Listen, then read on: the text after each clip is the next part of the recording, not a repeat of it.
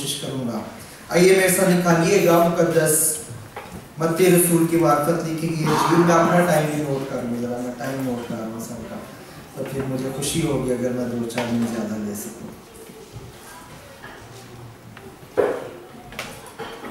उसका 27वां बाब और उसकी 45वीं आयत से यूं लिखा है, और दोपहर से लेकर तीसरे पहर तक तमाम मुल्क में अंधेरा छाया रहा, और तीसरे पहर के करीब यीशु ने बड़ी आवाज से चलाकर कहा, एली एली लमा शबक्तनी, यानी आए मेरे खुदा तूने मुझे क्यों छोड़ दिया। जो वहां खड़े थे उनमें से बाज ने सुनकर कहा, ये एलिया को पुकारता है। और फौरन उनमें से एक शख्स दौड़ा और स्पंज लेकर सिरका में डुबोया और सरकंडे पर रखकर उसे चुसाया। मगर बाकियों ने कहा, ठहर जाओ, देखें तो एलिया उसे बचाने आता है या नहीं। खुदा उनके पाक कलाम का पढ़ा और सुना जाना बाइसे बरकत हो। आमीन आमीन। तो डरे डरे बैठे, मैं थोड़े टाइम लूंगा। ये हिस्सा जो है ये दूसरा पोर्शन है खुदावंद के कलमात का जो उन्होंने सलीब पर अदा किए। पहला पोर्शन जो है वो पहले कलमे से लेके तीसरे कलमे तक है, और ये तीनों कलमात जो है वो दिन की रोशनी में अदा किए गए।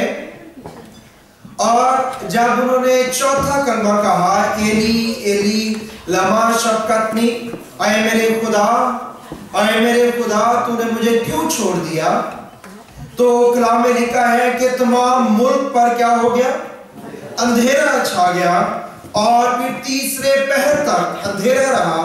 और ये बाकी 4 कलमात जो है ये उन्होंने अंधेरे में अदा किए। पहले 3 कलमात जो है वो दूसरों के रेफरेंस से थे जो आपने भी सुने, और जो आखिरी 4 कलमात हैं ये खुदावंद यीशु मसीह की अपनी जात के रेफरेंस से हैं। और जहां पे लिखा है कि तमाम मुल्क पर अंधेरा छा गया, अगर आप ओरिजिनल लैंग्वेज पढ़ें तो आपको पता चलेगा कि तमाम मुल्क की बजाय वहां तमाम दुनिया पर अंधेरा छा गया। खुदा यीशु मसीह जब इस दुनिया में आए तो कलाम में क्या लिखा है कि आधी रात के वक्त क्या हुआ, आधी रात के वक्त एक फरिश्ता गडरियों को नजर आया और उनके गिर्द नूर चमक गया। रात जो है वो नूरानी हो गई, अंधेरा जाता रहा, और उन्होंने एक खुशी की खबर सुनी।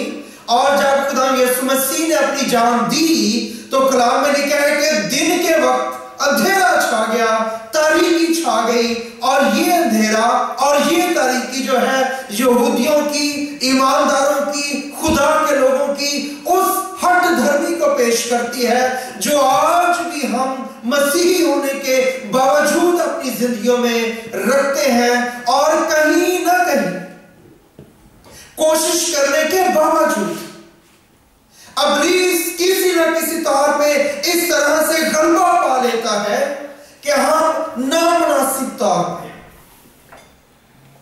खुदावंद के पाक कलाम के बरखिलाफ अंधेरे में दाखिल हो जाते हैं, और नूर जो हमारी जिंदगी के अंदर है वो गोया मसलूब हो जाता है, और हम जो है अंधेरे के कब्जे में चले जाते हैं। हमें नूर में जिंदगी बसर करनी है और हमें नूर में आगे बढ़ना है।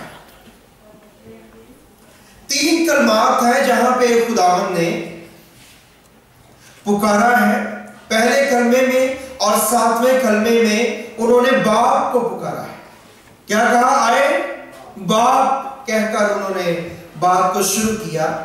लेकिन चौथे कलमे में जब उन्होंने पुकारा तो उन्होंने बाप कहने की बजाय कहा, आए मेरे खुदा, आए मेरे खुदा।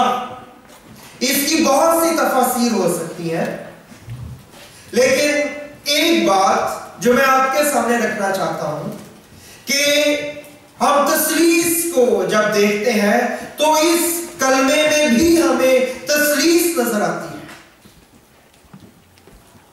तसलीस का एक अकनूम जो है वो पुकार रहा है और 2 दफा वो कह रहा है, आए मेरे खुदा, आए मेरे खुदा, आए खुदा बाप, आए खुदा पाखरू। खुदा बेटा कह रहा है, तुमने मुझे क्यों छोड़ दिया? और इस तरह से उनकी जगानत और उनकी रफ़ाकत जो है उसको आप देख सकते हैं। यही कलमा जो है मुकद्दस मरकज जो है वो भी इसको बयान करते हैं, लेकिन वो एली एली की बजाय अलूही अलूही का लफ्ज इस्तेमाल करते हैं। जब मुकद्दस मत्ती ने लिखा तो उन्होंने कहा एली एली, और ये जो है ये अबरानी जुबान का लफ्ज है और इस्तेमाल यही बात की है, लेकिन मुकद्दस मरकज जो है वो इरामी जुबान जो फिलिस्तीन में उस वक्त राइज की जुबान उसका इस्तेमाल करते हैं और वो लिखते हैं, उन्होंने कहा कि खुदा ने सलीब पे चौथे कलमे को अदा करते हुए कहा, अलूही अलूही लमा शफ़क़त ने, क्या है मेरे खुदा, आए मेरे खुदा, तूने मुझे क्यों छोड़ दिया? और ये जो कलमा है इसको मुकद्दस दाऊद जो है, हजरत दाऊद ने बहुत 100 साल पहले नबूवती राह से ज़बूर 22 में अदा किया। 22 ज़बूर उसकी पहली आयत अगर आप पढ़ें तो वहां पे लिखा है, उन्होंने कहा, आए मेरे खुदा, आए मेरे खुदा, तूने मुझे क्यों छोड़ दिया? और उसी ज़बूर में और बहुत सी नबूवती बातें भी खुदा यीशु मसीह के बारे में हजरत दाऊद जो है वो नबूवत की राह से सैकड़ों हजारों साल पहले जो है उसको उन्होंने लिखा और रकम किया। और जब वो कहते हैं अलूही अलूही एली एली, तो इसका मतलब है कि वो रेडी थे, वो जानते थे कि मैं इसी दिन के लिए यहां पहुंचा हूं ताकि मैं अपनी जान का नजराना पेश कर सकूं। लेकिन इस कलमे में जो प्रॉब्लमेटिक बात है वो ये है कि क्यों का लफ्ज आप इस्तेमाल किया है, कि क्यों छोड़ दिया? तो ये जो बात है इसको समझने में बाज़ का दुश्वारी पेश आती है। जब भी यहूदियों में से कोई ज़बूर की पहली आयत बोलता तो उसका मतलब होता है कि उसने पूरा ज़बूर अदा किया है, और 22 ज़बूर का आखिर जो है वो मायूसी नहीं है, बल्कि 22 ज़बूर का आखिर जो है वो फतहमंदी का नारा है।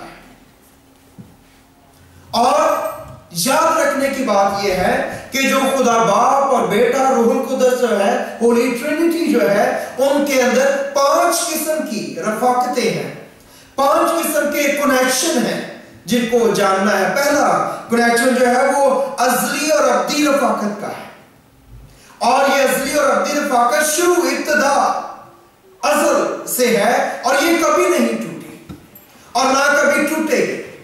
दूसरी रफाकत इलाही रफाकत, इलाही इख्तियार, अथॉरिटी, डिवाइन अथॉरिटी जो है, ये भी कभी ब्रेक नहीं हुई और यहां भी ब्रेक नहीं हुई है।